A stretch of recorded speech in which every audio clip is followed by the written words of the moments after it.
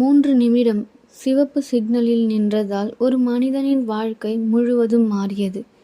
வாங்க அட்வென்ட் டேல்ஸ்குள்ள போலாம். Hi friends, welcome. வாங்க நம்ம கதை கேட்கலாம். ஒரு நாள் ஒருவர் முக்கியமான வேலைக்காக அவசரமாக காரில் போயிட்டுருக்காரு. அப்போது அவருக்கு முன்னாடி ரெட் சிக்னல் விழுந்துடுது. அதை பார்த்து கோபமாக ஆயிடுறாரு. அதனால் கடிகாரத்தை பார்க்குறாரு. அப்போது இந்த 3 நிமிஷத்தால் என் வாழ்க்கையே கெட்டு போகும் அப்படின்னு நினைக்கிறாரு. ஆனால் சிக்னல் உடனே பச்சை நிறமாக மாறியது. அவர் வேகமாக போனார். சில கிலோமீட்டர் தூரத்தில் ஒரு பெரிய விபத்தாயிருக்கு. அந்த விபத்து அவர் சிவப்பு சிக்னலில் நின்றிருந்த அந்த 3 நிமிஷத்துக்கு முன்னாடி தான் நடந்திருக்கு. அவர் அமைதியாக காரை நிறுத்தினார். அப்போதான் அவருக்கு ஒரு உண்மை புரிஞ்சிச்சு. நான் நேரத்தை இழந்தேன் அப்படின்னு நினச்சேன், ஆனால் என் வாழ்க்கை என்னை காப்பாற்ற நேரத்தை பயன்படுத்தியிருக்குது அப்படின்னு சொல்லிட்டு.